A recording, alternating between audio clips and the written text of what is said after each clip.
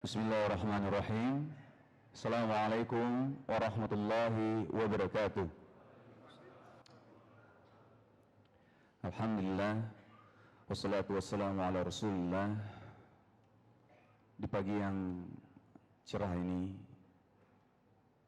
alhamdulillah kita bisa berkumpul di sini. Harus banyak bersyukur kepada Allah Subhanahu wa Ta'ala, karena banyak sekali nikmat-nikmat yang Allah berikan kepada kita semua. Di antara nikmat yang sering kita lupakan yaitu nikmat sehat, nikmat waktu luang, dan banyak sekali nikmat-nikmat yang Allah berikan kepada kita semua, dan kita tidak akan mungkin mampu untuk menghitung nikmat-nikmat yang Allah berikan kepada kita semua. Alhamdulillah, hari ini di Masjid Al-Azhar ini kita kehadiran guru kita, Ustadz Abdullah Zain, yang dimana insya Allah akan memberi kajian ilmiah di Masjid Al-Azhar ini. Saya sedikit membaca biografi singkat ya. Saya perkenalkan sedikit Ustadz Abdullah Zain. Beliau domisilinya itu di Purbalingga, Ustadz ya, di Purbalingga. Di sini tidak tertulis untuk tahun kelahiran beliau, tapi tadi malam Ana sempat ngobrol sama beliau, ternyata tidak beda jauh umurnya sama Ana. Beda selisihnya cuma 5 tahun. Beneran, nggak percaya ya? Ana umurnya sekarang 30 tahun. Berarti beliau? Bukan. Wah, sudah 35 tahun. Ya, jadi Ustadz Abdullah Zain selain sibuk dalam berdakwah, beliau juga adalah pengasuh pondok pesantren Tunas Ilmu di Purbalingga. Di tahun 99 beliau menuntut ilmu di Fakultas Syariah Institut Studi Islam Darussalam Gontor.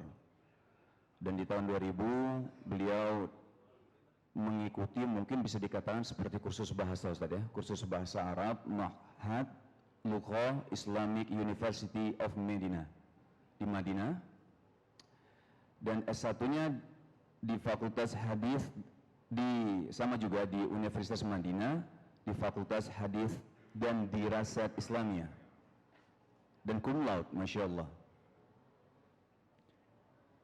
Dan beliau mengambil S2 tetap di Universitas Madinah di jurusan Akidah, Masya Allah, cum laude juga, Masya Allah. Dan ada beberapa karya ilmiah beliau, diantaranya ya, Imam Syafi'i menggugat syirik, pembelaan Imam Syafi'i dan para pengikutnya terhadap tauhid, itu di tahun 2007. Selain itu ada 14 contoh praktek hikmah dalam berdakwah di tahun 2007, dan masih banyak karya-karya ilmiah dari beliau. Alhamdulillah, insyaallah sebentar lagi kita akan mendengarkan kajian dari Ustadz Abdullah Zain, tapi sebelum itu saya akan sedikit membaca tata tertib kajian ya. Yang pertama, seluruh jamaah dihimbau agar menyimak materi yang disampaikan dari beliau dengan khidmat. Bagi yang membawa putra-putri, mohon menjaganya agar insya Allah tidak mengganggu kajian kita kali ini. Dilarang merekam kajian dalam format video atau audio. Audio juga, Ustaz? Nggak tahu itu panitianya. Mungkin ya, tapi kita harus ikuti ya. Ini tata tertib dari panitia. Dilarang merekam kajian dalam format video atau audio dan memotret tanpa izin dari panitia. Menjaga kebersihan, keamanan, dan ketertiban selama berada di lingkungan Masjid Al-Azhar. Dan yang terakhir, bila memerlukan informasi atau bantuan, silakan untuk menemui panitia yang menggunakan tanda pengenal. Dan bagi saudara-saudariku yang ingin bertanya, boleh ditulis dulu, insya Allah nanti di akhir kajian insya Allah Ustadz Abdullah Zain akan menjawab pertanyaan-pertanyaan dari antum semua. Tidak panjang lebar lagi, langsung saya serahkan kepada guru kita, Ustadz Abdullah Zain. Bismillahirrahmanirrahim. Assalamualaikum warahmatullahi wabarakatuh. Alhamdulillahi rabbil alamin. Wabihi nasta'inu ala umuri dunya waddin. Wa sallallahu ala nabiyyina Muhammadin wa ala alihi wa sahbihi ajma'in. Amma ba'd. Kita panjatkan puja dan puji syukur kehadirat Allah tabaraka wa ta'ala. Pada kesempatan pagi yang berbahagia kali ini, kita kembali diberi kekuatan, kesehatan, hidayah serta taufik dari Allah Jalla wa'ala, sehingga kita bisa kembali menghadiri salah satu taman surga yang kita harapkan semoga di dalamnya kita bisa menimba ilmu yang bermanfaat, kemudian bisa kita amalkan sebagai bekal untuk menghadap kepada Allah Jalla wa'ala. Amin ya rabbal alamin. Salam dan salam semoga senantiasa tercurahkan kepada junjungan kita Nabi besar Muhammad sallallahu alaihi wasallam, kepada para sahabatnya, keluarganya, dan umatnya yang setia mengikuti tuntunannya hingga di akhir nanti. Para hadirin dan hadirat sekalian yang kami hormati, dan juga segenap pemirsa Insan TV dimanapun Anda berada, dan juga para pendengar Radio Insani 102.2 FM di Purbalingga dan sekitarnya, para hadirin, hadirat, para alim, para ulama, para sesepuh takmir Masjid Agung Al-Azhar, yang semoga senantiasa dirahmati oleh Allah Azza wa Jalla. Saya ucapkan terima kasih kepada saudara saya Tengku Wisnu Abu Adam yang sudah memberikan pengantar. Semoga kita semua senantiasa diberkahi oleh Allah Azza wa Jalla. Materi kita hari ini keran apa? Kebaikan, bukan keran kamar mandi ya. Saya akan mengawali kajian ini dengan sebuah pertanyaan besar yang saya berharap semoga jamaah sekalian menjawab pertanyaan itu dengan jujur. Pertanyaannya,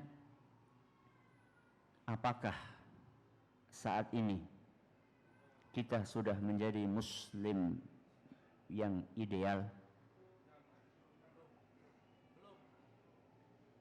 Yang menjawab sudah, mohon angkat tangan. Kok nggak ada? Ini tawadu apa memang kenyataannya kayak gitu? Masa nggak ada yang ngatain saya Ustadz gitu? Nggak ada. Apa terlalu pede gitu nanti takutnya gitu ya? Nah. Saya sebenarnya nunggu ada yang mengatakan iya gitu loh. Kalau ada yang mengatakan iya, ada pertanyaan berikutnya. Kalau nggak ada yang mengatakan iya, udah selesai kita. Nggak ada nih. Nggak ada. Baik. Sekarang, kalau misalnya antum ditanya, muslim yang ideal sih kayak apa? Nah, kayak apa sih kriteria muslim yang ideal? Ini penting, karena kita semuanya pengen menjadi muslim yang ideal. Supaya kita jadi muslim yang ideal, kita tentu harus tahu gimana caranya, apa kriterianya. Nabi kita Muhammad sallallahu alaihi wasallam dalam sebuah hadis yang diriwayatkan oleh Imam Bukhari dan Muslim menyebutkan salah satu kriteria muslim yang ideal. Kata Nabi sallallahu alaihi wasallam, al-muslimu man salimal muslimuna min lisanihi wa yadihi. Yang artinya muslim yang ideal adalah muslim yang orang lain selamat dari gangguan tangan dan lisannya. Apa kriterianya? Muslim yang ideal adalah muslim yang orang lain akan selamat dari gangguan tangan dan lisannya. Sudah tahu kriterianya? Gimana? Ideal nggak kita? Udah ideal belum? Sudah? Belum? Insya Allah. Alhamdulillah nih. Ini yang saya tunggu tuh dari tadi tuh. Insya Allah. Kalau misalnya ada yang mengatakan belum, berarti selama ini kita suka ganggu ya? Iya. Ganggu dengan apa? Lisan, perbuatan, macam-macam. Kadang-kadang ada orang ganggu nggak kerasa ganggu. Maaf nih, maaf. Bau badan. Ganggu nggak? Ganggu, ya. Bau badan. Baunya nggak sedap, tapi ngeri-ngeri sedap. Jadi baunya nggak enak, itu ganggu. Ya. Maaf nih, kadang-kadang bau tubuh, kemudian maaf bau mulut. Biasanya yang habis makan semur, jengkol. Ketika langsung ke masjid, Allahu Akbar. Barnya itu langsung menyebar. Ini secara tidak kita rasa ternyata kita telah menjadi muslim yang tidak ideal. Kenapa? Karena kita mengganggu orang lain. Dan bukan hanya mengganggu orang lain, termasuk mengganggu malaikat. Hebat ini orang berani ganggu malaikat. Nabi SAW mengatakan, innal malaikata tata'azza mimma yata'azza minhu banu Adam. Malaikat itu akan terganggu dengan sesuatu yang mengganggu anak Adam. Ya. Segala sesuatu yang mengganggu manusia akan mengganggu malaikat. Maaf nih, selain bau jengkol, kadang-kadang bau apa? Ya pete sama aja, satu spesies sama jengkol. Bau rokok. Bau apa? Rokok. Ganggu tak tuh? Ganggu. Maaf nih, yang masih merokok, ya, yang masih merokok, saya katakan dengan terpaksa, Anda belum menjadi muslim yang ideal. Karena muslim yang ideal adalah muslim yang tidak mengganggu saudara-saudaranya dengan ucapannya, dengan perbuatannya, dan seterusnya. Pada hari ini kita akan berusaha mempelajari untuk melangkah satu langkah lebih maju lagi. Karena kita tahu bahwa dalam agama kita yang namanya tingkatan ketakwaan, tingkatan ketaatan beragama itu terbagi menjadi 3. Yang paling rendah ada Islam, di atasnya Islam apa? Iman, di atasnya lagi ihsan. Kalau pelakunya Islam itu pelakunya adalah Muslim, kalau iman pelakunya adalah mukmin, kalau ihsan pelakunya adalah muhsin. Kalau tadi kita baru bicara masalah muslim. Ya, subhanallah, ini baru muslim. Baru ditanya muslim, kita nggak ada yang ngaku muslim ideal. Belum kita tanya mukmin, belum kita tanya muhsin kalau kayak gitu. Akan tetapi kita jangan putus asa. Ya. Kita jangan putus asa dengan kondisi kita saat ini. Akan tetapi kita berusaha bagaimana supaya setiap harinya kita selalu naik pangkat kebaikan. Bukan hanya pangkat duniawi saja yang kita pikirkan. Bagaimana supaya tingkat keimanan saya, keislaman saya, keihsanan saya selalu berusaha untuk naik. Sehingga kalau dibuat sebuah grafik, maka grafiknya akan selalu menanjak. Kalaupun turun, ya turun dikit lah, terus naik lagi. Iman kan naik dan turun. Tapi jangan sampai turun terus nyungsep. Ya. Jadi turun dikit terus naik lagi terus. Sampai kapan? Sampai ajal datang menjemput kita. Maka hari ini kita akan belajar bukan hanya sekedar menjadi muslim yang ideal, bukan hanya sekedar orang yang bertahan, bukan hanya sekedar menjadi seorang yang defensif, tapi akan berusaha bagaimana menjadi seorang muslim yang aktif, bukan sekedar pasif. Kalau tidak ganggu itu pasif. Ya. Sekedar tidak ganggu, pasif. Akan tetapi kita akan lebih aktif lagi, yaitu bagaimana kita menjadi seorang yang memiliki sifat keran kebaikan. Bagaimana ketika kita menjadi seorang muslim, betul-betul orang-orang yang ada di sekeliling kita merasakan efek positif dari apa yang kita miliki. Judul ini terinspirasi dari sebuah hadis yang diriwayatkan oleh Imam Ibnu Majah. Dan hadis ini dinyatakan sahih atau dinyatakan hasan oleh Syekh Al-Albani rahimahumullah. Kata Nabi sallallahu alaihi wasallam, "Inna minan nasi mafatiha lil khairi maghaliqa lisyarr." Kata Nabi sallallahu alaihi wasallam, sungguh ada di antara manusia ini yang menjadi kunci kebaikan, dan ada juga di antara manusia ini yang menjadi penutup keburukan. Kunci itu kan untuk buka. Jadi ada orang yang subhanallah dijadikan oleh Allah selalu bisa buka kebaikan dan menutup keburukan. Ini tipe yang pertama. Tipe yang pertama, manusia yang senantiasa membuka kebaikan dan menutup keburukan. Tipe yang kedua, kata Nabi SAW, wa inna minan nasi mafatiha lisyarr maghaliqa lil khair.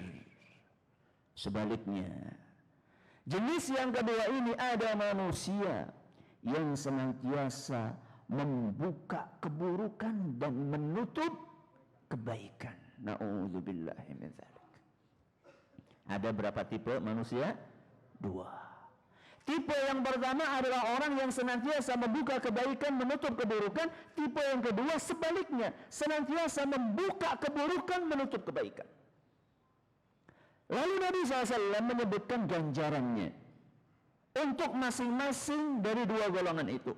Kata Nabi sallallahu alaihi wasallam, "Fatuba liman ja'ala Allahu mafatiha lil khairi ala yadayhi."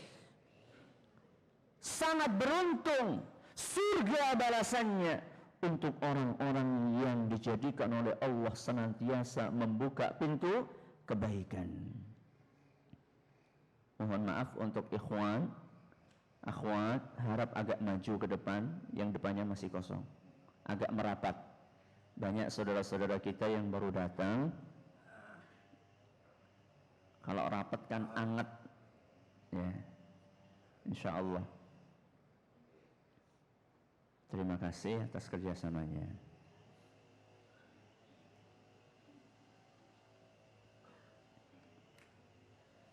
Saya ulangi, Nabi SAW memberikan ganjaran, menceritakan ganjaran untuk orang-orang yang membuka pintu kebaikan. Kata Nabi SAW, beruntunglah surga bagi mereka yang senantiasa membuka kebaikan, menutup keburukan. Wawailun, celakalah, terancam dengan neraka, liman ja'alallahu mafatihas syarr ala yadayhi. Celakalah orang yang dijadikan untuk senantiasa membuka pintu keburukan. Jadi potret muslim mukmin yang ideal adalah dia senantiasa membuka kebaikan dimanapun dia berada. Di rumah dia membuka kebaikan, menutup keburukan. Di kantor dia membuka kebaikan, menutup keburukan. Di masjid dia membuka pintu kebaikan, menutup keburukan. Di mana lagi tuh? Rumah, masjid, kantor. Di mall, Masya Allah, Bismillah. Di mall membuka pintu kebaikan, menutup keburukan. Itu gimana Ustaz buka pintu di mall? Nanti kita akan jelaskan. Ya. Nanti kita akan jelaskan. Pendek kata, dimanapun kita berada, di kendaraan, di stasiun, di pesawat, di kereta, di jalan, di RT, di RW, di kampung, dia berusaha untuk senantiasa menjadi pembuka kebaikan dan penutup keburukan. Orang-orang yang seperti ini akan menjadi manusia-manusia yang orang lain kalau duduk di samping dia itu nyaman sekali. Pernah nggak antum merasa duduk di samping orang rasanya tenang? Pernah nggak? Pernah. Sebaliknya, pernah nggak antum merasa duduk di samping orang itu kayak duduk di atas paku? Pernah kan? Pernah. Jadi ada sebagian orang subhanallah, kalau kita duduk di samping dia tuh nyaman, tenang, pengennya berjam-jam. Tapi ada sebagian manusia kalau kita duduk di sampingnya, baru 5 menit rasanya sudah 5 jam. Ya. Inilah orang-orang yang senantiasa menjadi pembuka kebaikan. Ustadz, saya pengen jadi orang yang punya sifat keran kebaikan, membuka kebaikan Ustadz. Gimana caranya? Pada hari ini insya Allah dalam waktu yang singkat ini, kita akan mengupas 4 langkah jitu. 4 langkah jitu, 4 apa 5 ya? Lupa saya tadi. Oh 5, maaf, tambahin 1 enggak apa ya? Bonus. Nah, murah-murah. 5 langkah seorang menjadi keran kebaikan. Kita mulai dari langkah yang pertama, dan inilah merupakan pondasi. Tanpa pondasi ini seorang tidak akan pernah bisa menjadi keran kebaikan. Yang pertama, berbekal niat yang benar dan tekad yang bulat. Ini yang pertama. Kita harus punya bekal 2. Apa namanya tadi? Niat yang benar sama tekad yang bulat. Ustadz, niat buat apa Ustadz? Di zaman kita ini, yang memilih untuk menjadi keran keburukan, ada nggak? Di zaman kita ini, yang menjadi keran keburukan, ada nggak? Banyak. Bahkan maaf, mungkin dominan, mainstream mereka. Ketika kita menjadi keran keburukan, ketika kita menjadi keran kebaikan, berarti kan kita melawan arus. Yang lainnya pengen ke selatan, kita ke utara. Yang lainnya pengen menutup kebaikan, kita membuka kebaikan. Yang lainnya pengen membuka keburukan, kita tutup keburukan. Ini kan melawan arus. Kira-kira kalau melawan arus, banyak godaannya enggak? Banyak tantangan, godaan, cacian, makian. Dan tentunya ini bukan sesuatu yang ringan. Bukan sesuatu yang ringan. Dan belum tentu kita kuat karena kita adalah makhluk yang lemah. Gimana caranya Ustaz supaya kita kuat untuk menghadapi tantangan dan ujian tersebut?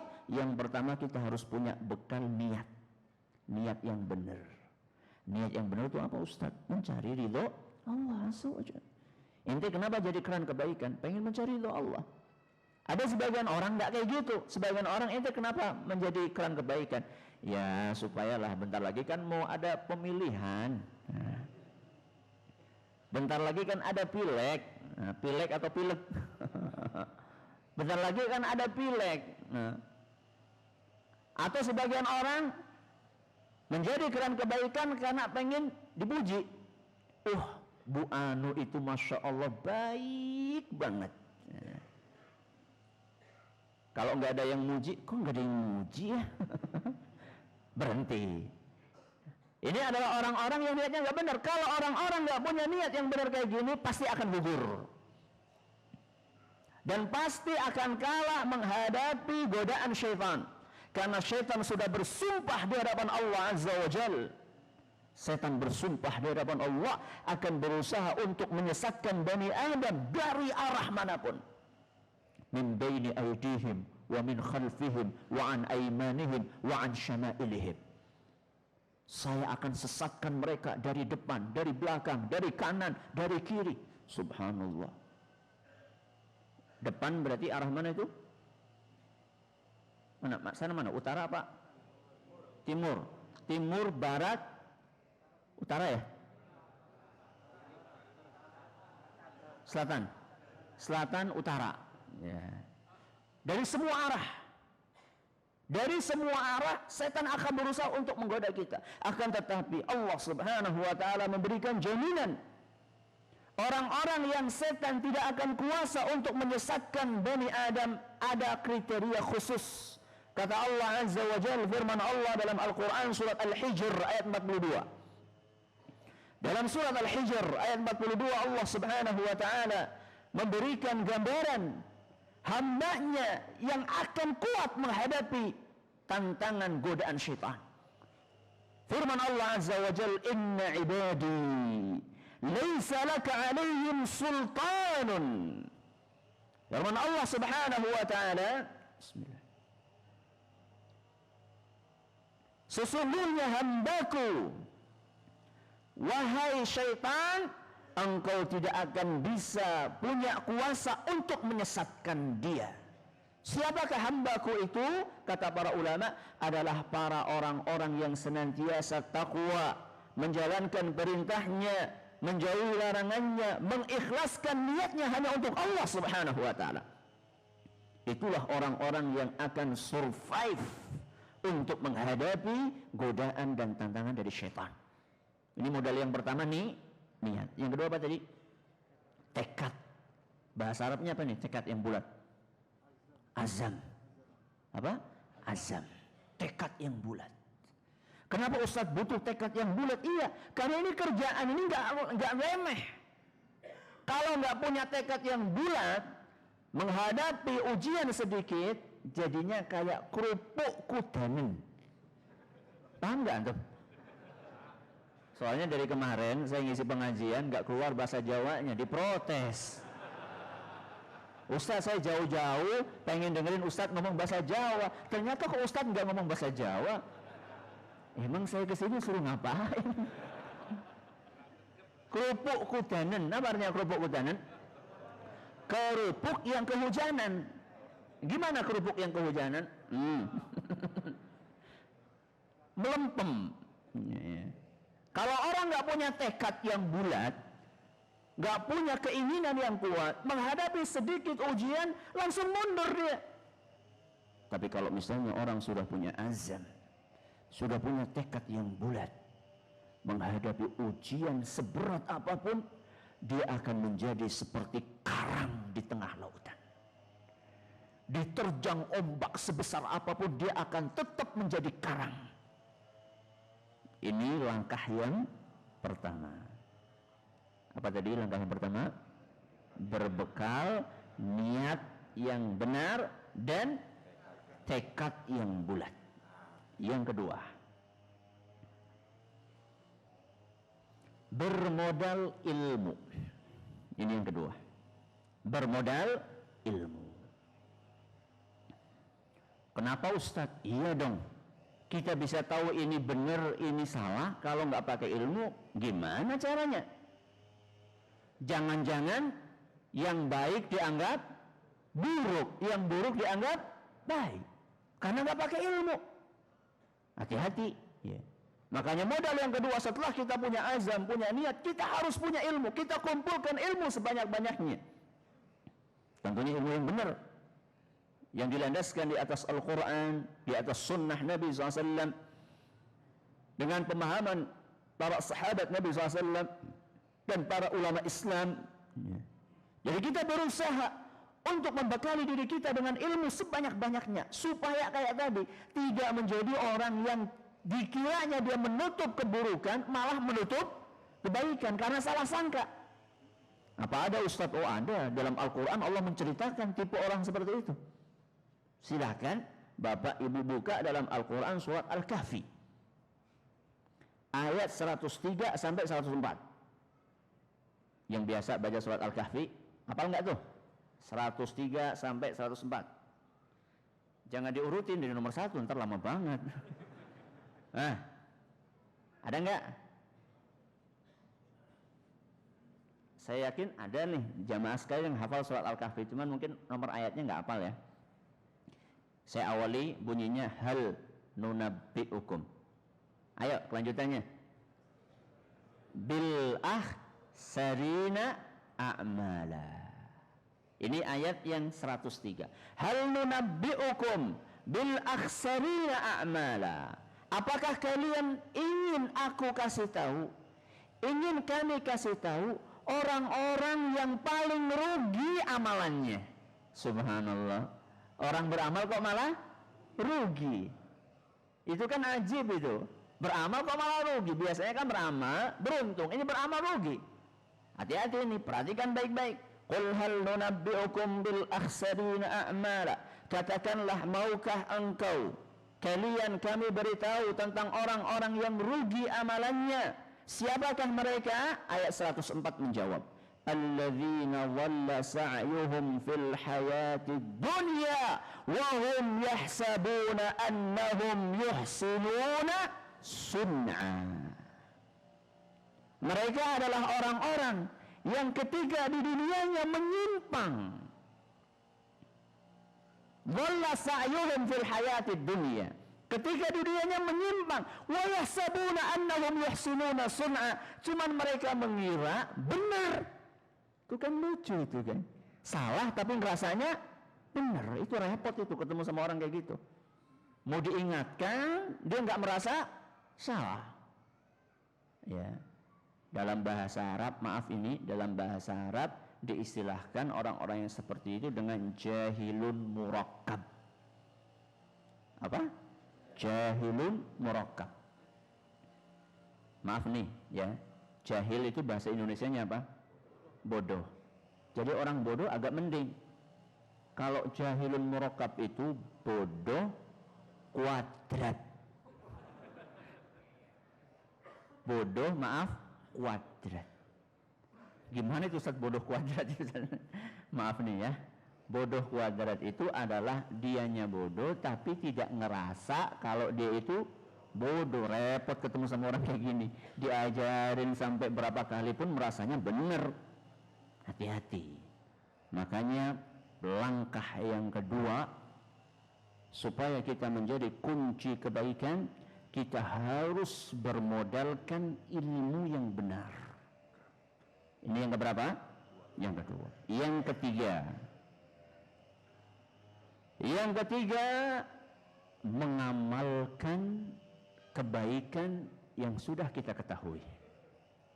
Mengamalkan kebaikan yang sudah kita ketahui. Jadi kalau kita pengen jadi keran kebaikan, ente dulu harus baik.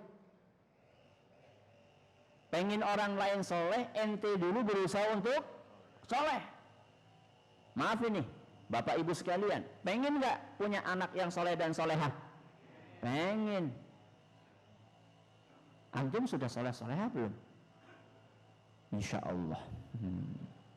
Alhamdulillah. Jadi kalau misalnya kita pengen anak kita soleh-solehah, kita berusaha untuk jadi orang yang soleh-solehah, supaya kita bisa mentransfer kebaikan yang kita miliki kepada orang lain.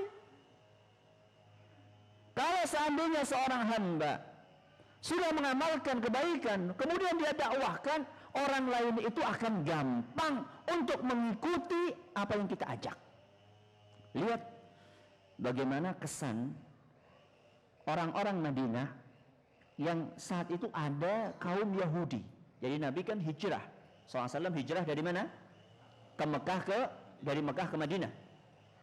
Ketika Nabi SAW datang ke Madinah, di Madinah kan macam-macam, ya. Ada orang Ansor, Muslim berarti, ada Yahudi, ya, ada orang Yahudi, ada suku Aus, ada suku Khosraj, macam-macam, ada orang musyrikin, macam-macam. Ketika Nabi SAW datang, pada berbondong-bondong datang menyambut kedatangan Nabi kita Muhammad SAW. Di antara yang ikut ada seorang Yahudi yang namanya Abdullah bin Salam. Siapa namanya? Abdullah bin Salam. Bismillah. Kata beliau, ketika orang-orang lagi pada ngerumunin Nabi, saya ikut ngerumun situ. Saya ikut melihat Nabi SAW. Kata dia, faji'tu fin nasi li'anzura ilaihi. Saya pun ikut sama orang-orang pengen lihat kayak apa sih orang yang namanya Muhammad kok heboh banget gitu.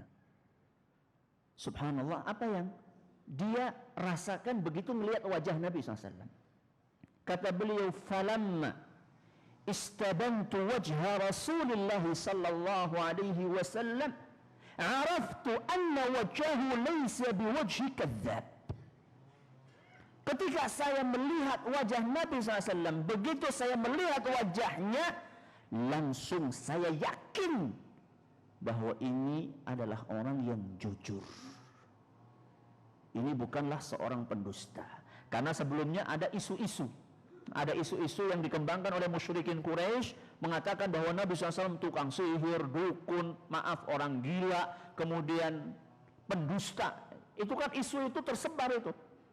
Ya, provokasi itu tersebar. Akan tetapi Abdullah bin Salam ketika melihat langsung muka Nabi SAW, yakin bahwa ini bukan wajahnya pendusta, ini pasti jujur. Lihat, Nabi belum bicara itu. Belum bicara, baru kelihatan apanya? Wajahnya. Gimana? Antum bisa nggak kayak gitu nih? Nah, jadi baru melihat wajah itu udah langsung adem banget ya. Atau sebaliknya, panas banget ya lihat orang ini. Itu Nabi belum bicara. Apalagi Nabi bicara. Maka lihat kata Abdullah bin Salam, wa kana awwalu syai'in takallama bihi an qala. Dan yang pertama kali diucapkan oleh Nabi sallallahu alaihi wasallam ketika beliau sampai di Madinah, ya ayyuhan nas, wahai para manusia, afshus salam. Apa artinya? Tebarkanlah salam. Wa at'imut ta'am, kasih makan sama orang lain. Wa sallu wan nasu niyam, salat malamlah kalian ketika orang-orang lagi pada tidur. Apa ganjarannya? Tadkhulunal jannata bisalam, kalian akan masuk surga dengan penuh kedamaian. Tambah mantap itu Abdullah bin Salam. Maaf nih, kadang-kadang ada sebagian orang penampilannya kayak Masya Allah soleh banget, begitu ngomong ternyata maaf nih, kadang-kadang ada sebagian orang seperti itu ya. Tapi Nabi SAW mukanya sudah bersih, omongannya, apa yang disampaikan, ajarannya lurus. Kenapa beliau bisa seperti itu? Karena diamalkan ilmunya. Makanya kalau misalnya kita berdakwah, sudah ngajak orang, kok nggak mau-mau, jangan buru-buru nyalahkan orang lain. Mungkin kitanya belum ngamalin, mungkin kitanya yang keliru caranya. Dan inilah yang seharusnya dilakukan oleh seorang muslim. Jangan cuma kerjaannya mencari kambing hitam, mencari siapa sih ya. Dia berusaha untuk introspeksi diri, apa sih sebenarnya kekeliruan saya? Oh, mungkin saya ngajak orang untuk khusyuk, tapi saya sendiri tidak khusyuk. Inilah yang biasa diistilahkan dakwah bil hal. Dakwah bil hal, dakwah dengan perilaku sendiri kita. Ngajak orang untuk sholat, kita sholat. Jangan sampai menjadi orang-orang yang jarkoni. Ini bahasa Jawa yang kedua. Jarkoni, apa tuh artinya? Ngajar ragelen ngelakoni. Paham nggak? Jadi kita jadi les bahasa Jawa nih. Ngajar nggak mau ngelakoni, nggak mau melakukan. Ini hati-hati nih orang-orang yang seperti ini. Na'udzubillahi min dzalik. Ada sebuah hadis yang serem kalau kita baca ya. Kata Nabi sallallahu alaihi wasallam, yuja'u lirrajuli yaumal qiyamati fayulqa fin nari fatandaliqu aqtabuhu fin nar fayaduru kama yadurul himaru birahah. Kata Nabi sallallahu alaihi wasallam, akan datang seorang yang dimasukkan oleh Allah ke dalam neraka Jahannam. Ketika sampai di neraka Jahannam, ususnya itu terburai, ususnya itu keluar dari perutnya. Kemudian dia muter kesakitan, seperti keledai yang lagi muter di tempat penggilingan gandum. Jadi orang dahulu kalau menggiling itu pakai tenaga keledai. Jadi entah pakai apa gitu, kayu, kemudian dia keliling gitu. Jadi orang ini keliling terus kesakitan. Subhanallah. Apa gerangan siksaan atau apa gerangan pekerjaan yang dia lakukan ketika di dunia ini? Ketika dia sedang kesakitan, keliling-keliling muter-muter kayak gitu, orang-orang pada datang, fulan, masya Allah, fulan, ente kok bisa kayak gitu sih? Kenapa orang-orang bertanya dengan seperti itu? Alaysa kunta ta'muruna bil ma'rufi wa tanhana 'anil munkar? Bukankah dulu ketika di dunia ente paling semangat amar ma'ruf nahi munkar? Bukankah ente ketika di dunia senantiasa ngajak-ngajak kita kepada kebaikan, mengingatkan kita-kita ini dari keburukan? Kok malah ente masuk ke neraka digituin sama Allah Subhanahu wa ta'ala? Apa kata orang tersebut? Kuntu amurukum bil ma'rufi wala atih. Dulu saya ngajak kalian kepada kebaikan, tapi saya enggak melakukan kebaikan itu. Saya ngajak kalian untuk sholat, saya sendiri enggak sholat. Saya ngajak kalian untuk melakukan kebajikan, saya sendiri tidak melakukannya. Wa kuntu anhaakum 'anil munkari wa atih. Dan dahulu saya mencegah kalian dari keburukan, tapi saya sendiri melakukannya. Hadis riwayat Bukhari dan Muslim. Hati-hati. Makanya langkah yang kedua, sebelum kita ngajak orang, kita berusaha untuk baik. Ya. Kita ngajak orang untuk ghaddul basar, kita sendiri tidak ghaddul basar. Di luar kita ngajak, ayo tundukkan pandangan mata. Di kamar buka sesuatu yang tidak layak untuk dibuka. Hati-hati. Ya. Ini adalah langkah yang keberapa nih? Yang ketiga. Langkah yang keempat. Setelah kita berusaha mengamalkan kebaikan yang kita ketahui, langkah yang keempat adalah kita berusaha untuk menularkan kebaikan.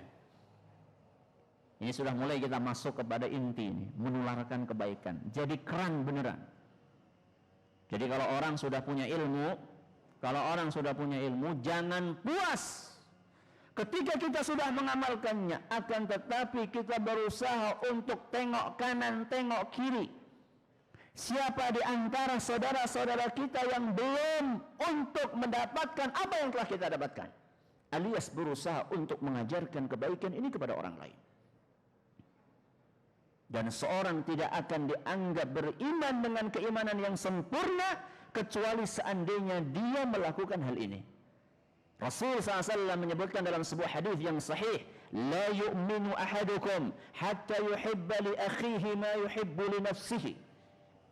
Kalian tidak akan dianggap beriman kecuali setelah kalian mencintai kebaikan untuk saudara kalian sebagaimana kalian mencintai kebaikan itu untuk diri sendiri. Anak tanya, antum dapat hidayah, senang nggak? Senang nggak? Senang, bahagia. Pengen nggak orang lain bahagia? Pengen. Kalau kita nggak pengen orang lain bahagia seperti apa yang kita rasakan berupa hidayah ini, maka kita belum beriman. Siapa dulu Ustaz yang kita garap? Siapa lagi kalau bukan keluarga? Allah pernah berpesan kepada Nabi kita Muhammad sallallahu alaihi wasallam dalam Al-Qur'an, surat Asy-Syu'ara ayat 214. Ayat ini pertanda dimulainya fase dakwah terang-terangan. Sebelumnya Nabi melakukan fase dakwah sembunyi-sembunyi. Surat apa tadi? Asy-Syu'ara ayat 214. Dengan turunnya ayat ini Nabi SAW diperintahkan untuk dakwah terang-terangan. Apa bunyi ayatnya? Wa anzir ashiratakal aqrabin. Berilah peringatan kepada keluarga terdekat kamu.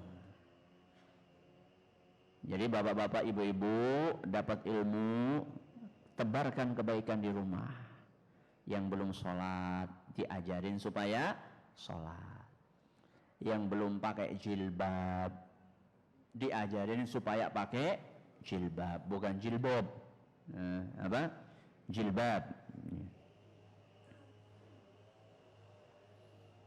Setelah kita punya ilmu, tularkan. Baru tahu nih, ternyata pakai jimat nggak boleh. Ternyata pakai jimat nggak boleh. Tularin sama saudara. Tuh cincin tuh pakai buat apa tuh? Nah, enggak Ustaz, ini buat aksesoris. Oh oke, it's okay, enggak apa-apa. Itu pakai apa tuh? Buat apa tuh? Wah, ini buat kewibawaan Ustaz. Wah, hati-hati tuh. Yang satunya buat apa tuh? Ini buat penglaris Ustaz. Nah itu yang ketiga apa itu? Ini buat pelet. Waduh, ngeri juga itu tiga-tiganya. Kalau jalan kayak gini dia. Udah dapat ilmunya, diajarkan sama orang lain, keluarga kita yang paling dekat. Syukur-syukur diajak ngaji bareng. Wah, indah banget nih ya. Pagi-pagi kayak gini berangkat ayah, ibu, anak, tangga, cucu, kakek. Kalau kakek di sini apa? Engkong. Kalau nenek apa? Nyai. Kok nyai? Kalau encang apa encang? Paman, Pak D. Ya, kalau bibi apa? Encing. Nah, encang, encing, engkong, apalagi itu. Nyak, babe. Ya. Itu semuanya diajak itu. Masya Allah itu. Pagi-pagi kayak gini kuliah duha. Habis itu refreshing, nggak apa-apa deh. Kuliner apa, nggak apa-apa. Itu kan indah kayak gitu. Ya keluarga kita ajak semuanya.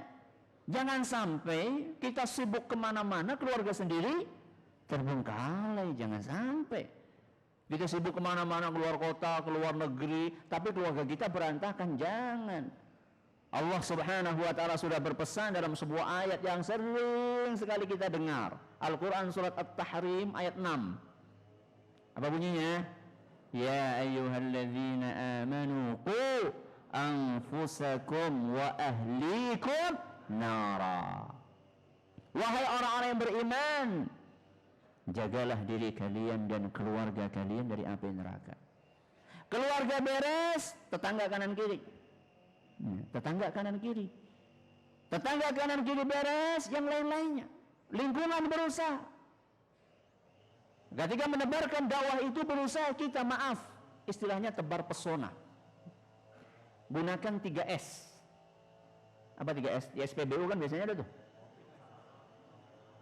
Senyum, sapa, salam dulu dong. Salam, senyum, sapa. Ya, 3S. Ketemu sama orang, senyum, salam dulu. Assalamualaikumnya. Assalamualaikum, gimana kabarnya? Sapa sama orang. Masya Allah ini dangdutnya keras banget nih. Ini ada radio bagus nih, coba nih, anak cari ini, tuh bagus kan, Quran kan, bagus sama mana coba Quran sama dangdut. Enak gitu, bawaannya kan enak.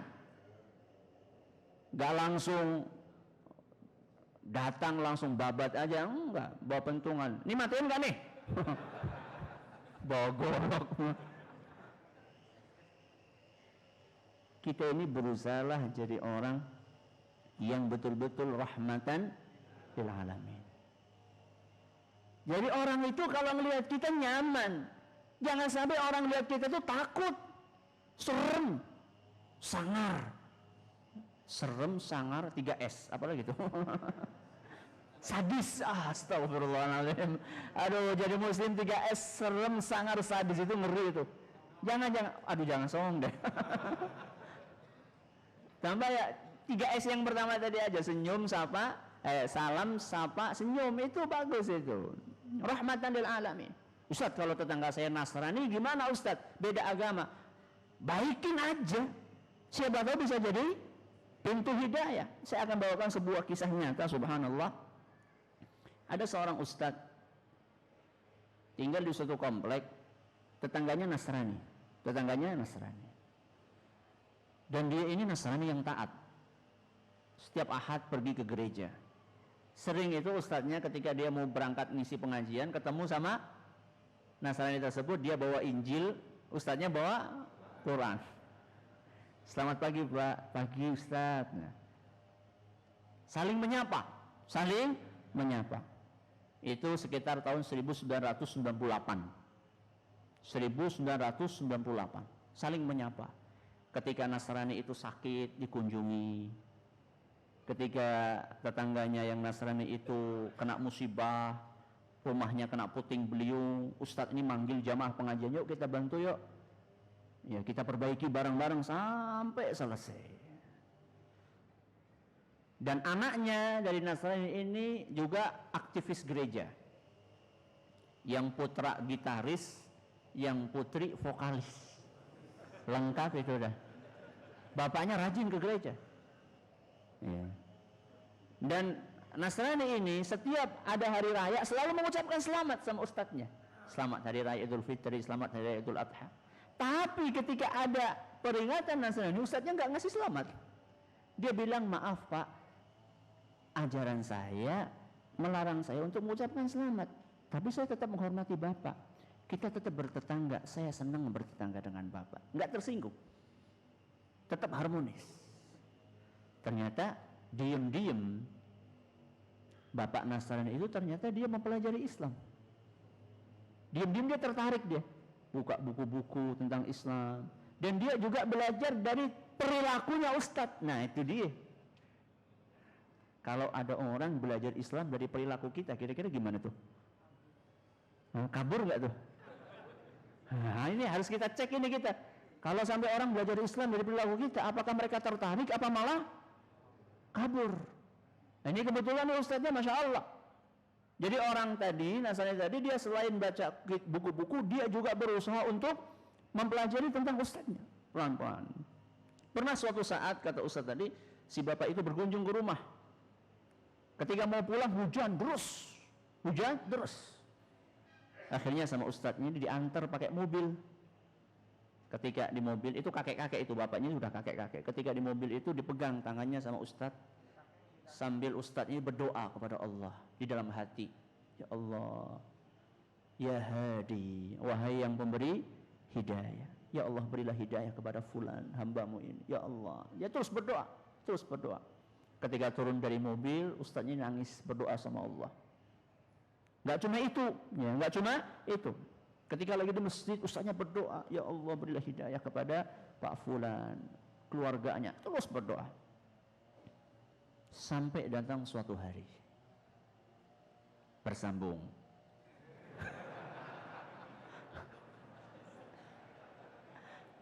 Sampai terus. Sampai datang suatu hari. Ustadz ini baru pulang dari masjid. Ustadz ini baru pulang dari masjid. Ternyata di depan pintu rumahnya sudah nunggu bapak itu. Pakai peci. Dia langsung ngomong, Ustadz, bimbing saya untuk masuk ke dalam Islam.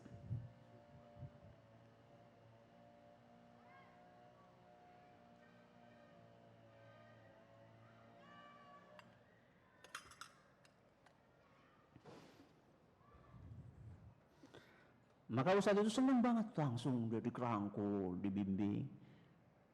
Berapa hari kemudian istrinya, anaknya, semuanya masuk ke dalam Islam. 2002. Dari tahun berapa? 98. Apakah kita sudah melakukan itu? Maka jadilah keran kebaikan. Jadilah keran kebaikan. Ini langkah yang keberapa?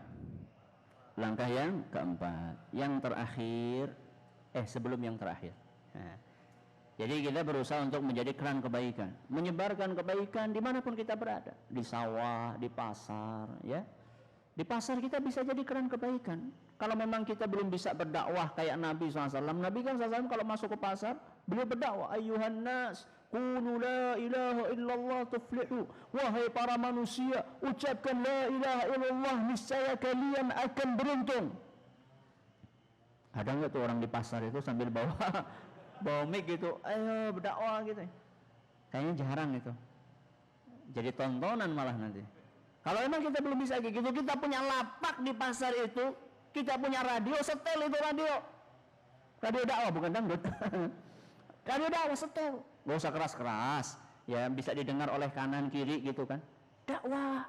Dimanapun kita berada, kita berusaha untuk menjadi kunci kebaikan. Di sawah juga seperti itu, ya. Di perusahaan juga seperti itu, menjadi kunci kebaikan dengan perilaku kita. Di perusahaan menjadi orang yang jujur, ya. Menjadi seorang pekerja yang disiplin, sehingga orang itu tertarik dengan apa yang kita bawa. Jangan sampai kita menjadi orang yang rajin ngaji, tapi perilakunya nggak sesuai dengan apa yang kita pelajari. Dan inilah sifatnya menjadi keran kebaikan, sifatnya para nabi. Nabi Isa alaihissalam disebutkan dalam Al-Quran surat Maryam ayat 31. Bagaimana Nabi Isa menjadi keran kebaikan? Surat Maryam ayat 31. Wa ja'alani mubarakan aynama kuntu. Firman Allah Subhanahu wa taala, kata Nabi Isa, aku dijadikan oleh Allah senantiasa mendatangkan keberkahan dimanapun aku berada. Di mana-mana itu bawa berkat, ya. Tahu berkat nggak? Habis kenduri itu dapat berkat ya. Bukan itu. Nah, kalau pengen tahu persis kajian luas tentang ini, silakan tonton kajian yang pernah saya sampaikan, judulnya Agen Berkah. Apa? Agen Berkah. Cari itu di ufid.tv atau cari juga di Insan TV atau cari di YouTube, masukin aja itu Agen Berkah. Insya Allah yang keluar bukan agen herbal, agen berkah. Ya. Gimana kita menjadi agen berkah dimanapun kita berada? Silahkan tonton di sana. Mau download gratis juga, ya, insya Allah. Ini adalah langkah yang keempat. Langkah yang terakhir supaya kita menjadi keran kebaikan adalah memanfaatkan potensi masing-masing. Memanfaatkan potensi masing-masing. Kita belajar, oke, kita belajar. Tapi kan nggak semua kita jadi ustadz, ya nggak? Iya. Nah ini, jangan dipikir kalau kita nggak jadi ustadz terus kita nggak bisa dakwah. Bisa. Siapa bilang nggak bisa dakwah? Ustadz berdakwah dengan ilmunya. Ya. Insinyur, arsitek berdakwah dengan keahliannya. Dokter dengan kepandaiannya, pejabat dengan jabatannya. Ustadz, pejabat emang bisa dakwah? Oh bisa. Bagaimana cara dakwahnya? Kayak anak kasih contoh nih, satu. Di negeri kita jam pelajaran agama di sekolah umum berapa jam seminggu? 2 jam. Kurang apa lebih? Bukan kurang, kurang banget. 2 jam. 2 jam, 1 jam berapa? 40, berarti 80 menit, bayangkan. Ya, dalam 1 minggu, berapa jam tuh 1 minggu? Banyak banget, cuma dikasih 2. Nah ini yang punya kedudukan, punya cita-cita dong. Aneh sebelum tinggal nih kursi yang anget, apa panas tuh? Gak tahu deh, tergantung dia yang ngerasain gimana. Anak sebelum tinggalkan kursi yang ini saya akan perjuangkan insya Allah tahun depan bukan 2 jam tapi 20 kebanyakan mungkin 4 jam minimal ya, nanti tahun berikutnya 8 jam gitu dong. Jadi punya target, saya apa yang bisa saya lakukan di posisi saya ini, posisi saya sebagai bos, posisi saya sebagai direktur, posisi saya sebagai ustadz, posisi saya sebagai ulama, posisi saya sebagai dokter, sebagai insinyur, apa yang bisa saya lakukan? Itu luar biasa itu. Kalau misalnya ada orang mau bikin pondok, datang ustadz, saya siap menyumbangkan ilmu saya, it's okay. Datang seorang saudagar, saya siap menyumbangkan harta saya. Datang toko besi, pokoknya kebutuhan besi dari A sampai Z, aneh yang nanggung. Masya Allah. Datang apalagi tuh? Insinyur. Datang insinyur. Bawahnya seluruh apa namanya itu? Gambar desain. Saya yang gambar, gak usah bayar. Ini sedekah saya. Masya Allah. Dokter datang juga. Nih saya ngapain nih? Pak dokter, kita mau bikin baksos nih. Pak dokter bikin pengobatan massal gratis. Oke, datang dokter. Ya. Apalagi tuh? Tuan tanah. Nah, tuan takur. Ustaz, saya punya tanah nih. Saya kebanyakan pusing nih bikin tanah nih. Ini 100 hektar aja deh. Hebat kan, 100 hektar aja deh. Gak usah banyak-banyak. Masya Allah. Ini kan hebat. Ya. Kalau seandainya masing-masing dari kaum muslimin mengerahkan potensi yang dimilikinya untuk mengembangkan Islam, dahsyat. Ya. Cuman kita sudah mengerahkan atau belum? Itu jadi pertanyaan. Saya tutup kajian kita hari ini dengan sebuah kisah. Kisah seorang dai dari negeri Kuwait. Seorang dai dari negeri Kuwait. Suatu hari beliau pernah berdakwah di pedalaman Afrika. Di pedalaman Afrika. Dengan izin Allah banyak orang-orang Afrika yang masuk ke dalam agama Islam. Akan tetapi setelah mereka masuk Islam, mereka pada nangis. Nangis kenapa? Bertanya, wahai kaum muslimin, kalian ini selama ini kemana aja? Orang tua kami meninggal dalam keadaan kafir. Kalian ini kemana aja? Kenapa baru datang sekarang? Orang tua kami belum sempat masuk Islam, cuma kami masuk Islam. Nangis orang-orang itu.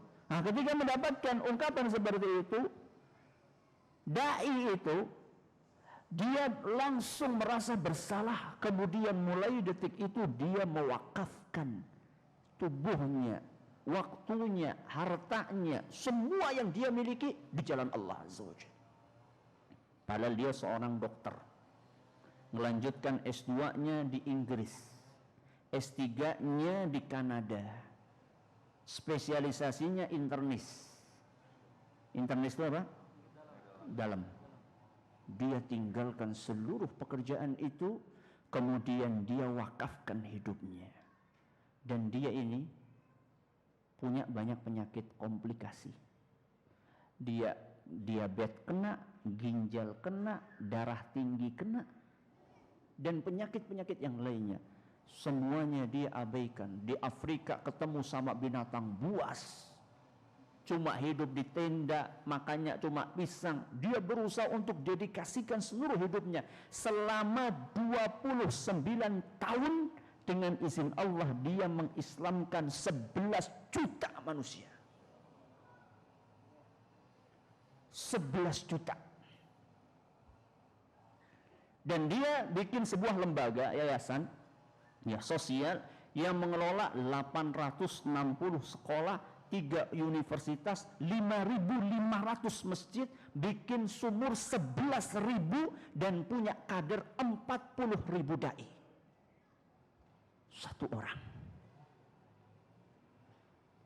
Satu orang bisa mendapatkan seperti itu dengan izin Allah Subhanahu wa ta'ala. Karena luar biasa jasanya, dia dapat penghargaan namanya King Faisal Award. Hadiahnya 2M. Begitu dapat hadiah 2M, langsung dia gunakan semuanya untuk dakwah. Istrinya dapat warisan banyak dari orang tuanya, semuanya dia gunakan untuk berdakwah. Dari mana makannya? Alhamdulillah suami saya punya penghasilan, pensiunan dokter, cukuplah untuk makan. Orang-orang yang seperti ini adalah orang-orang yang sudah betul-betul mendedikasikan hidupnya untuk kebaikan. Pertanyaannya, apa yang sudah kita lakukan?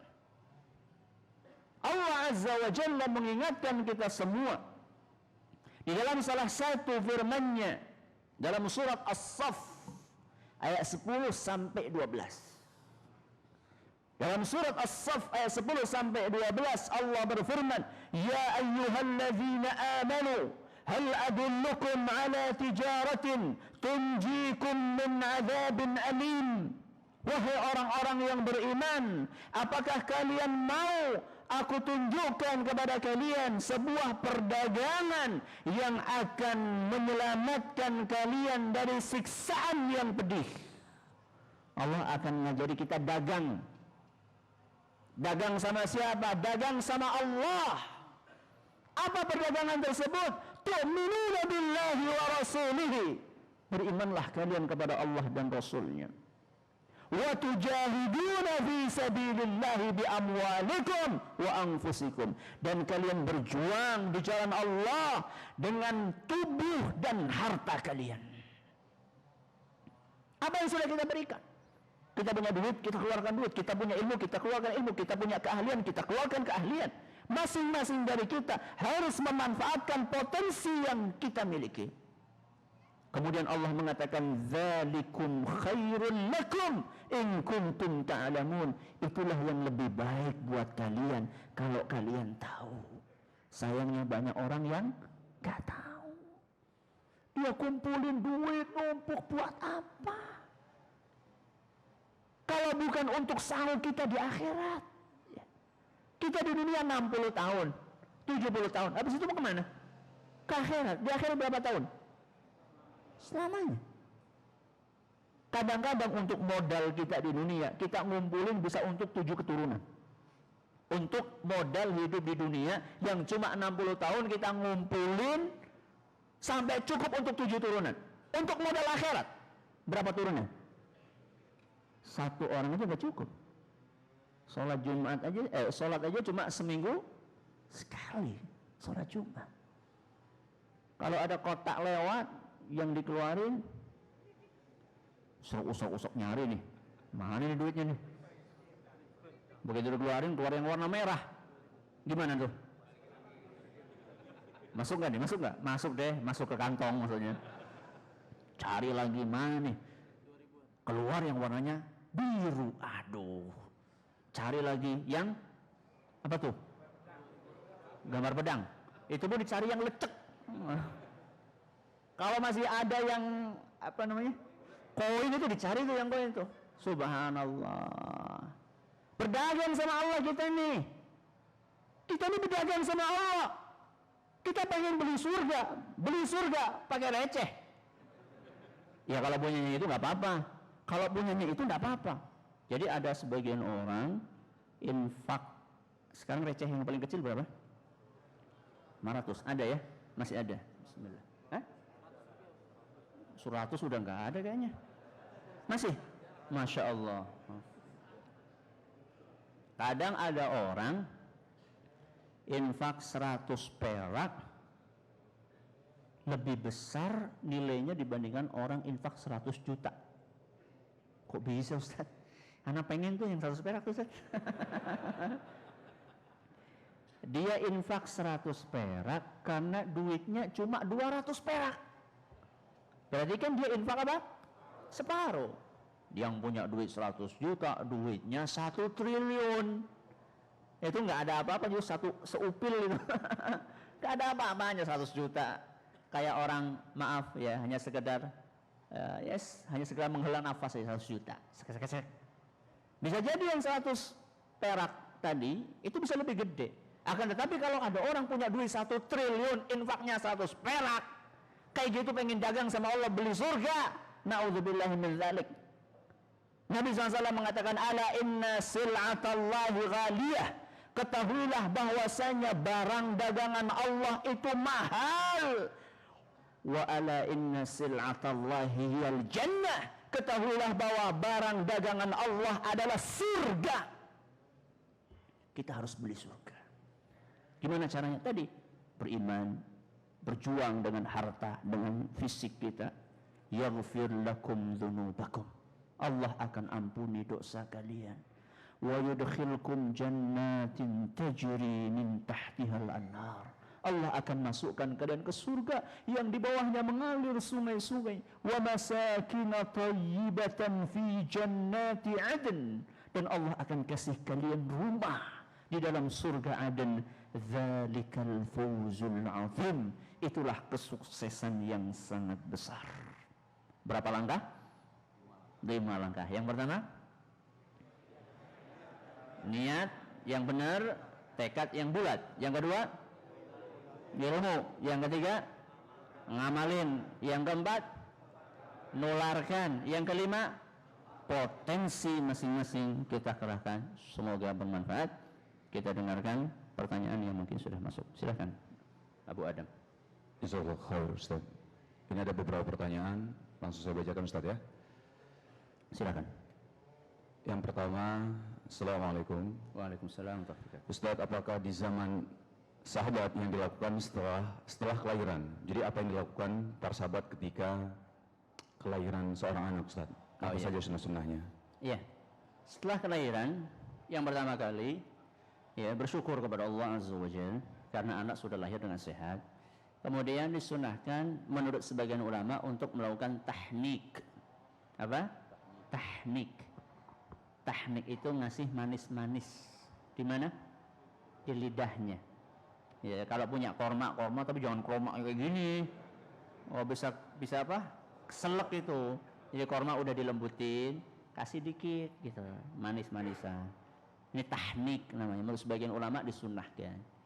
Kemudian setelah itu biasa hari ke-7, ya hari ke-7 ngasih nama, terus akekah kalau mampu, ya. Kemudian cukur rambutnya ini ditimbang, dengan emas atau dengan perak, kemudian diinfakkan, ya, diinfakkan seharga timbangan tersebut di jalan Allah Azza wa Jalla. Ini ringkasnya. Ya, silakan.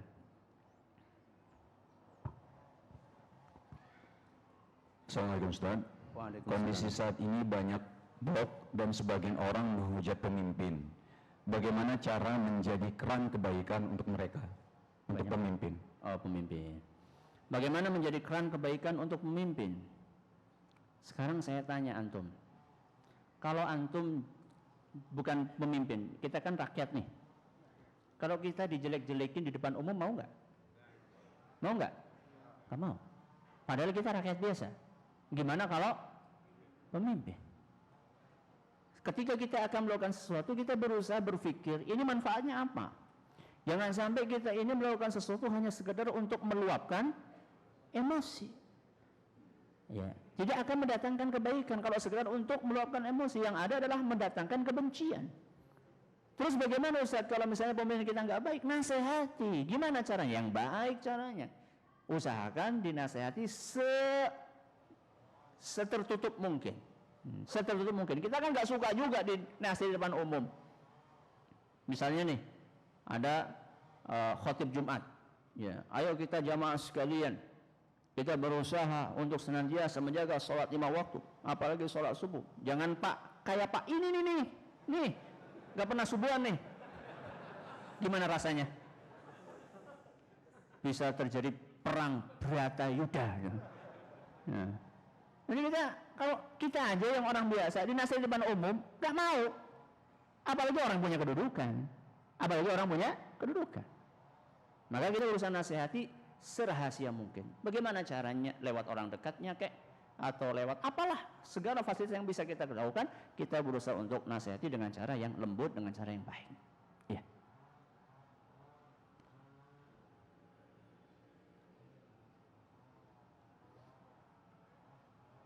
Assalamualaikum Ustaz. Waalaikumsalam. Bagaimana cara yang baik untuk kita dan mengajarkan anak-anak menunjuk ke arah yang dimaksud? Apakah dengan telunjuk atau dengan ibu jari dan telapak tangan ke atas? Itu yang pertama. Yang kedua, jika tetangga kita senang memasak makanan yang beraroma tidak sedap dan kita merasa terganggu, padahal itu makanan yang mereka suka, apakah termasuk penyakit hati jika kita terkadang tidak suka dengan hal itu? Jazakumullah khairan, barakallahu fikum. Yang pertama untuk anak, ya, anak sama kayak tadi caranya. Dari awal sampai akhir sudah kita jelaskan. Jadi mulai kita belajar, kita ajarkan dengan cara yang baik, sambil ditambah dengan semuanya juga, ditambah dengan doa. Itu memang sangat penting. Ya, tangan ini harus selalu menengadah kemana? Ke atas. Kita berdoa kepada Allah supaya mendapatkan hidayah. Ini penting sekali. Kadang-kadang kita terlalu mengandalkan kekuatan diri kita pribadi. Masa sih anaknya ustadz nggak jadi ustadz? Siapa bilang? Ada anaknya ustadz jadi preman, anaknya preman jadi ustadz. Kebalik-balik nih. Ada. Jadi jangan merasa anak sih anaknya ustadz, masa sih nggak jadi ustadz? Anaknya Nabi aja ada yang nggak beriman. Siapa tuh? Anaknya Nabi Nuh alaihissalam. Anaknya Nabi Nuh, bayangkan. Kita ini apanya Nabi kita nih? Nggak ada apa-apanya sama Nabi, itu saja ada yang nggak beriman. Makanya kita jangan terlalu pede, ya, jangan terlalu percaya diri dengan keimanan kita. Dalam arti jangan terlalu bangga, jangan terlalu sombong, jangan sombong. Tapi kita berusaha untuk terus minta sama Allah Subhanahu Wa Taala. Ini jawaban yang pertama. Yang kedua masalah apa tadi? Oh ya, kalau misalnya tetangga kita suka masak bau yang nggak enak, terus hati kita nggak enak, nggak suka, gimana? Apakah penyakit hati? Ya enggak lah. Ya, itu sesuatu yang sifatnya tobi'i. Tobi'i itu adalah sesuatu yang sifatnya apa? Alami. Makanya Nabi SAW menghalalkan dob. Apa? Dob itu apa ya bahasa Indonesianya ya? Apa? Biawak kegede, kadal kekecilan. Toke apalagi, gak boleh toke itu. Toke malah disuruh dibunuh. Mirip iguana, mirip. Jadi bukan iguana, kalau nggak salah mirip iguana. Jadi nanti cari aja, searching, ya, tanya sama Mbah Google, Bob, keluar itu akan barang itu. Itu Nabi SAW menghalalkan. Kata beliau, walakinni a'afuhu. Cuman saya ini nggak suka, tabiat saya nggak suka makan top. Jadi Nabi SAW, kalau kita nggak suka sama makanan, baunya nggak apa-apa, wong namanya juga nggak suka, masa mau dipaksain? Apalagi kalau kita suka, insya Allah itu nggak termasuk. Cuman memang di sini harus ada, orang Jawa mengatakan tepo seliro.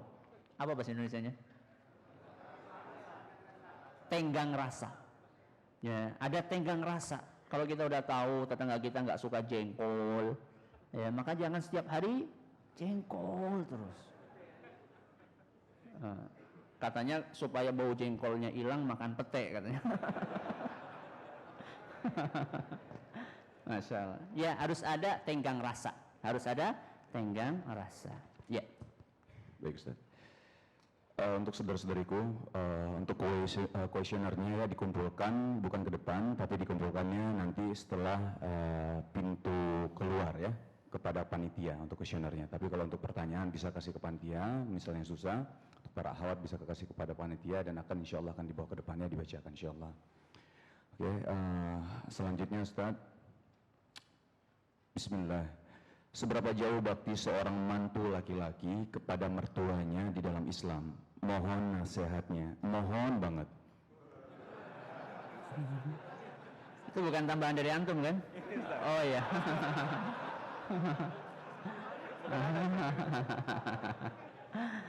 Ya, sejauh mana bakti kita kepada mertua? Mertua. Memang bakti. Kita harus berbakti. Akan tetapi memang mertua itu tidak seperti orang tua level baktinya. Ya. Tapi kita disuruh untuk berbakti kepada orang tua, kepada mertua. Karena bagaimanapun juga mertua adalah merupakan orang tua dari pasangan kita. Ya. Jadi tetap kita berusaha berbuat baik semaksimal mungkin. Seringkali masalah keluarga salah satu pemicunya adalah kekurang harmonisan antara menantu sama mertua. Hati-hati itu. Makanya disinilah kita harus berbakti kepada mertua kita. Apalagi dia ini mungkin sudah lanjut usia. Di dalam agama kita disuruh untuk menghormati yang tua.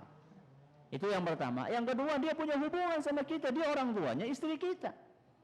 Jadi tetap kita itu dianjurkan walaupun levelnya nggak kayak berbakti kepada orang tua. Tetap berbakti orang tua itu nomor 1 itu sudah. Di antara para manusia itu nomor 1. Jadi tetap kita berusaha semaksimal mungkin mencari ridho dari mertua kita, akan tetapi dengan cara-cara yang tidak melanggar syariat Islam. Ya, silakan.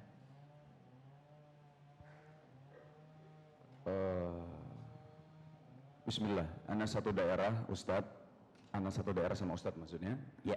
Bagaimana menyikapi keluarga yang merasa lebih baik dan lebih berilmu, sedangkan menurut anak masih ada kejahilan kepada dari keluarga tersebut, Ustaz? Iya. Jazakallahu khairan. Begini ya, semua orang itu kalau dikatain bodoh nggak mau, ya enggak? Ente bodoh, ente marah kan kita kan dikatain gitu.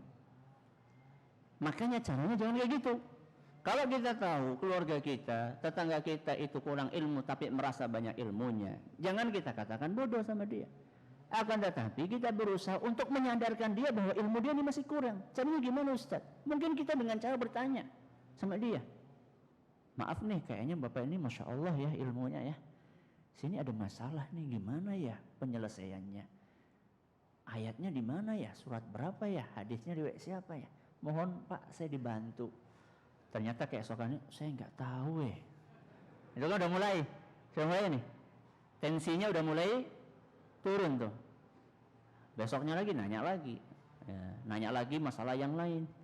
Jadi dengan cara-cara yang cantik. Kita ini perlu bermain cantik. Ya.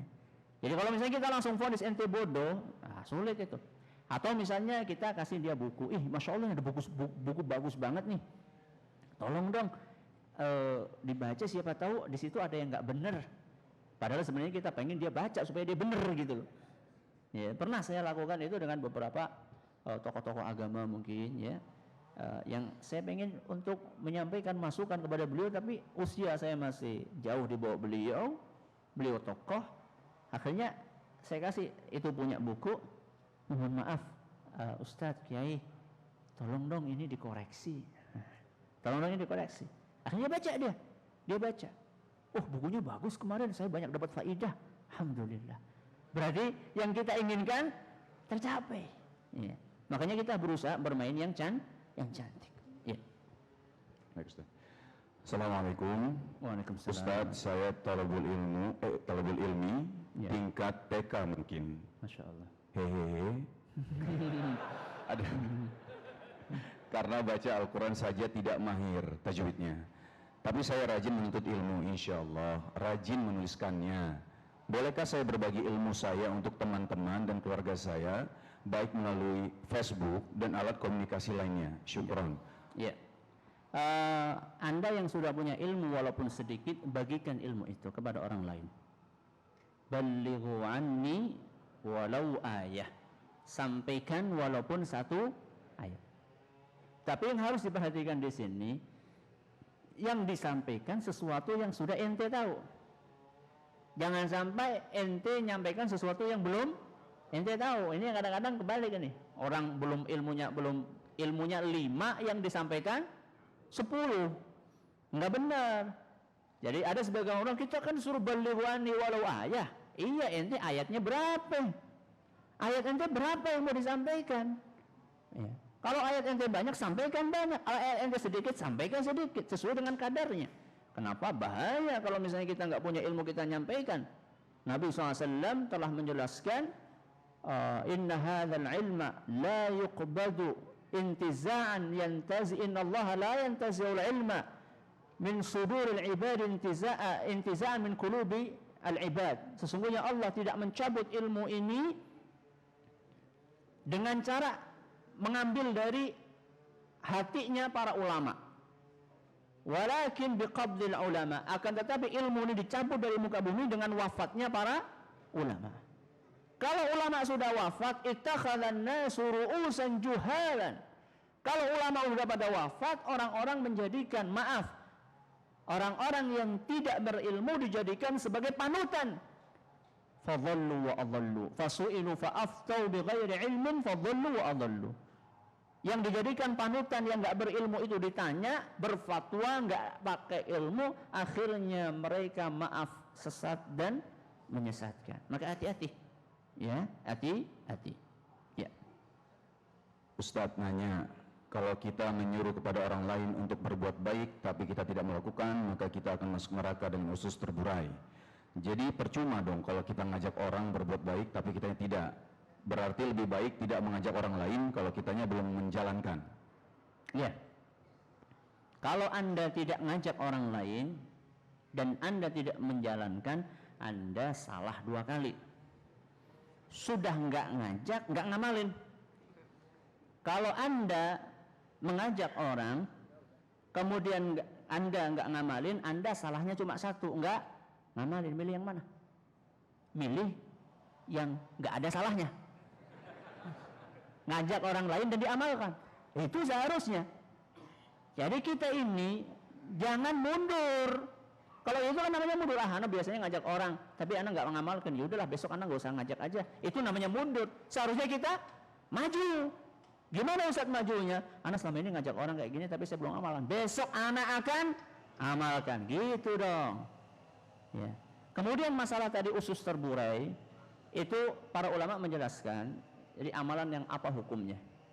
Jadi kalau misalnya amalan yang hukumnya sunnah, contoh nih puasa Senin Kemis, kita ini punya kekurangan fisik, yang nggak kuat untuk puasa sunnah, tapi kita punya pintu-pintu kebaikan yang lainnya, sholat kita rajin, kemudian sedekah kita rajin. Cuman kita ini kekurangan fisik, kekurangannya adalah nggak kuat untuk puasa.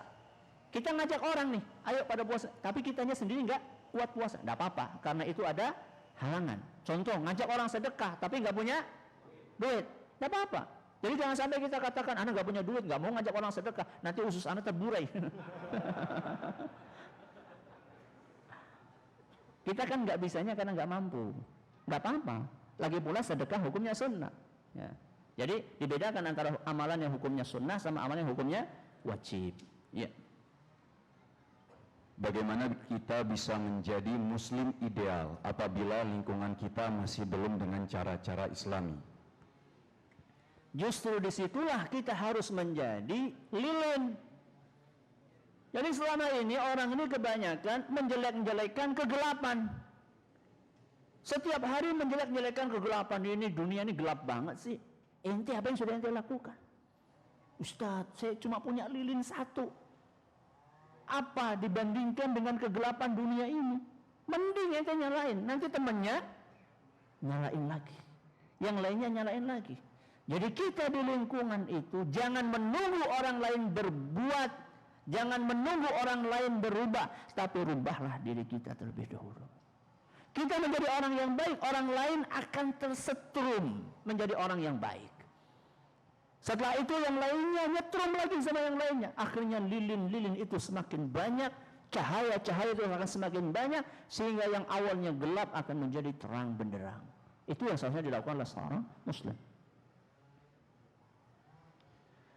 Bismillah.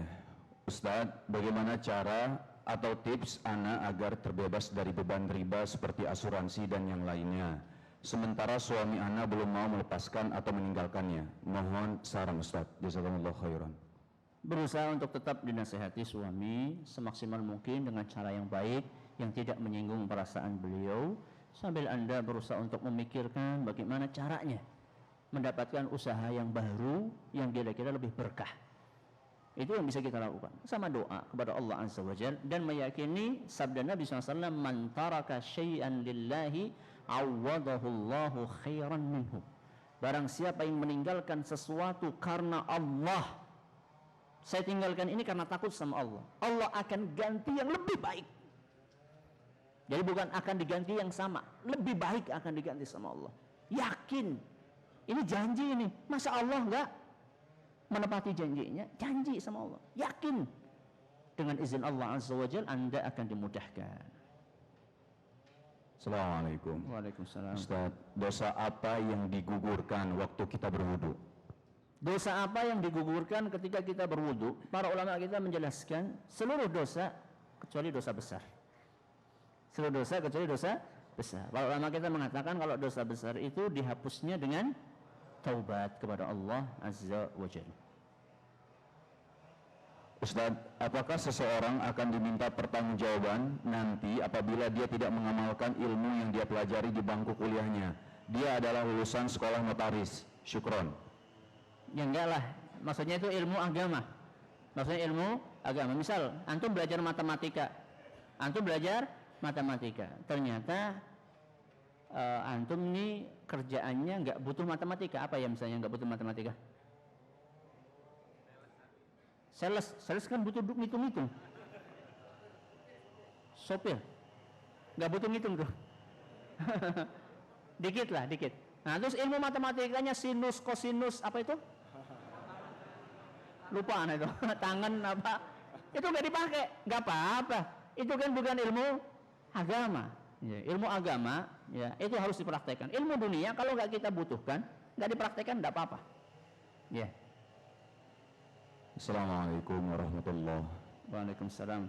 Untuk menjadi muslim yang membuka kebaikan dengan memanfaatkan syarat yang kelima dengan potensi masing-masing, lalu bagaimana dengan artis yang kegiatannya menyanyi, joget-joget, melawak? Apakah keartisannya perlu dicopot atau ditinggalkan? Terima kasih. Dijawab kan nih?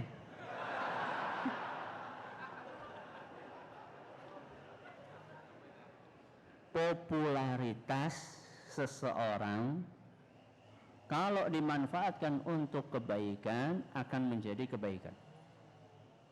Maka saya anjurkan ya supaya apa yang sudah kita dapatkan berupa ketenaran manfaatkan untuk kebaikan.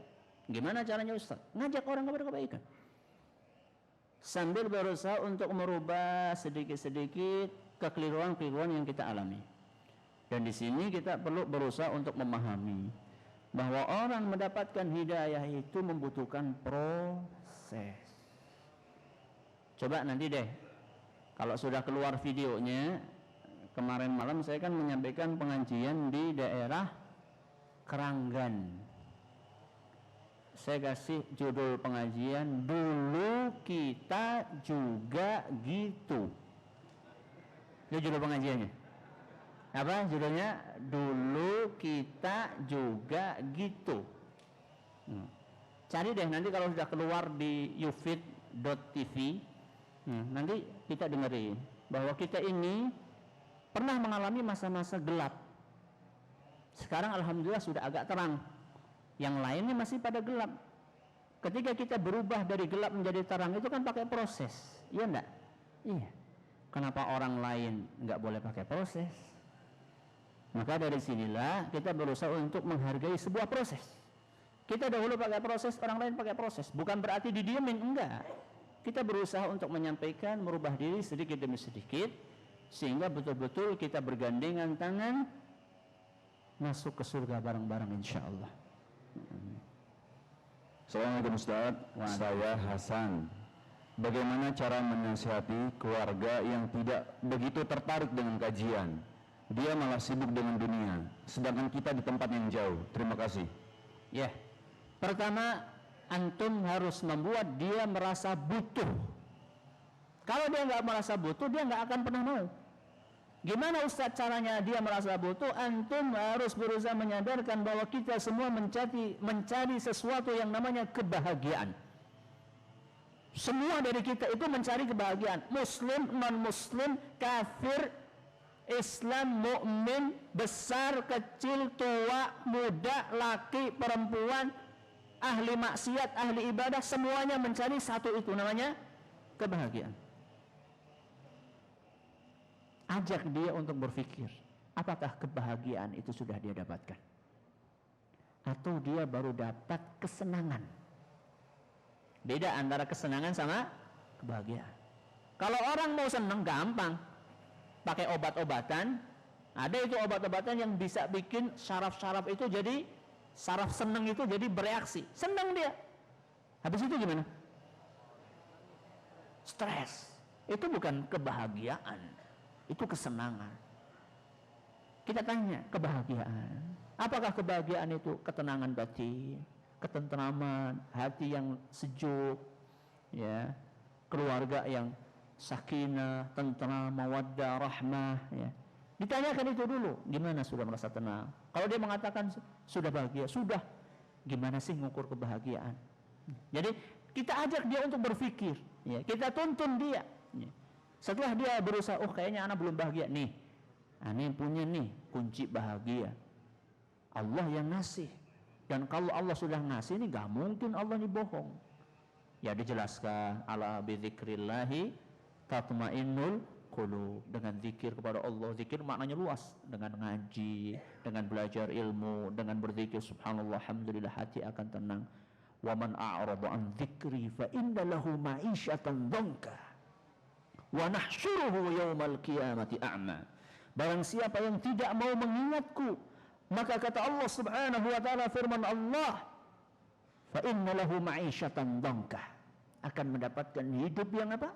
Sempit, gak nyaman. Walaupun orang melihat kita, kelihatannya kita senang dengan kemewahan yang kita miliki, tapi kita gak bisa bohong sama hati nurani kita.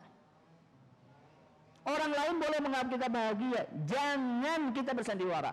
Hati kita mengatakan kita enggak tenang. Kenapa? Karena tidak mau mengingat Allah. Fa inna lahu ma'isyatan dhanka. Ini baru di dunia. Di akhirat, wa nahsyuruhu yaumal qiyamati a'ma. Akan kami kumpulkan pada hari kiamat dalam keadaan buta matanya. Dia bertanya, qala rabbi lima hasyartani a'ma wa qad kuntu basira. Wahai Rabbi, kenapa engkau jadikan aku saat ini buta padahal dulu aku bisa melihat? Maka Allah mengatakan, kalian dulu sudah mendapatkan ayat-ayat, perintah-perintah, diingatkan, akan tetapi kalian bersikukuh di atas kesesatan kalian. Begitulah balasan yang diberikan oleh Allah Azza wa Jalla. Bagaimana hukumnya wanita membuka keran kebaikan dengan menjadi pengajar atau trainer yang pesertanya banyak laki-laki daripada perempuan, dewasa atau pegawai, ilmu dunia di mana ada ikhtilat dan sebagainya. bagaimana sebaiknya berhenti dan pindah jalur? Ya. Pertama, motivasinya sesuai dengan agama atau tidak? Ya, training yang Anda berikan sifatnya duniawi, kemudian menyerempet syar'i atau tidak? Kalau misalnya bagus, sudah sesuai syar'i, tidak ada penyimpangan, maka lanjutkan saja, akan tetapi berusaha untuk membatasi siapa yang diberi training tersebut. Jadi membuat aturan dong.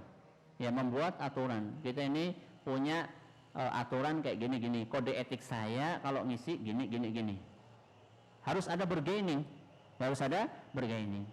Kalau memang yang disampaikan baik, maka berusahalah bergerak di bidang yang lebih selamat untuk diri kita semua.